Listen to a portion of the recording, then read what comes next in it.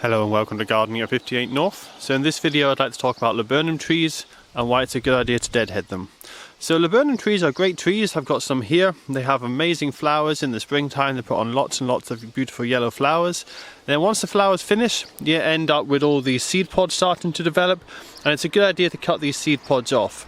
So there's a few reasons why you want to do this. First of all, they're quite poisonous plants, and the most poisonous part is the seeds, and the seeds are quite small and look like little pills or almost like sweets, and in some cases there have been poisonings of children eating the seeds. So it's a good idea to cut off the seeds because of that reason. The other reason is, as you can see from this tree, it's absolutely covered. There's probably thousands upon thousands of seeds it's producing. So what's going to happen now is it's early summer and it's going to be putting most of its excess energy into seed production and not into growth of the tree. So what happens is some years you get really good flowering, other years you get less flowering. If you cut all the seeds off after flowering, it means that next year you're going to have a much better flowering display, because what the laburnum tree does is at this time of year it grows lots of new growth. You can see here it's already grown over a foot of growth. What it does is it grows in May, lots of strong growth in the beginning of June as well, and then the rest of the summer it just sits there and it puts on very little growth. What it does is it puts its energy into its stems and into its roots, and it builds up a lot of energy supply, and then it uses that for growing its flowers next year.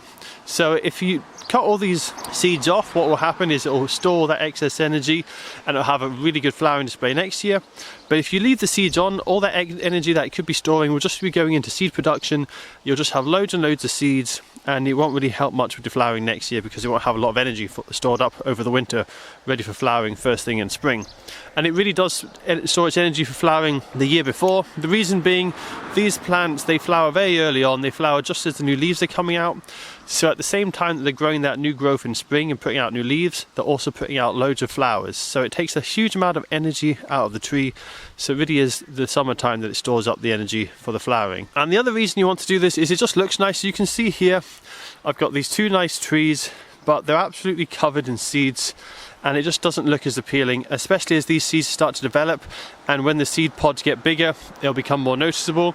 Also, as the seed pods start to dry out, they'll look brown and unsightly, and your trees can just not look quite as nice as if they were cleared out of these seeds. So I'll go ahead now and I'll show you how to cut them off. So I'd now like to show you how to prune off the dead flowers. So as you can see, the old flowers that come down with all the seeds forming, they're on very long stems. These stems will never grow leaves or any side branches, so these aren't actually like stems or like branches on a tree. These will actually fall off and die eventually, so you want to remove them completely. Now when touching a laburnum tree, just beware, because you're cutting it, there's going to be some sap, so ideally wear long sleeve top. You don't want to get any sap on your skin. Also wear gloves, and just make sure that you're aware that the tree is poisonous and that you're not going to get yourself poisoned by the tree. So what you want to do is you want to find some flowers that need to be cut off. You then want to follow it up to where it comes out from the tree. So for example, looking at this part of the tree here, we've followed up the stem that the flowers are all connected to, and it comes out at this point up here. So what we want to do, we want to get our secateurs and we want to cut it off right where it comes out from the main side branch, but you can see there's some leaves at the top there, so we want to cut it just in front of those leaves. So we're going to cut it right at this point here. And we've got another one here which is a little bit easier to see. You can see just above it, yeah, it's coming out of a side branch, and there's lots of leaves, and the side branch leaves start at this point and any further down, and there isn't actually any leaves. So we want to cut this off at this point here, like that. So what you want to do is go along the whole tree, cut off as many as you can. What I would say is, when it comes to laburnum trees, they can get quite large, so don't put yourself at danger of getting up on dangerous ladders and things. Maybe just continue to do this whilst the tree is young. If it gets very large and you can safely do it, then go ahead and take off the laburnum flowers. But realistically, once the laburnum tree gets to be quite a large size, it's a lot of effort and a lot of work to take off all the old flowers. So you probably just want to be doing this whilst the tree is younger, and when it gets to a too large a size, maybe just take out the ones that you can reach.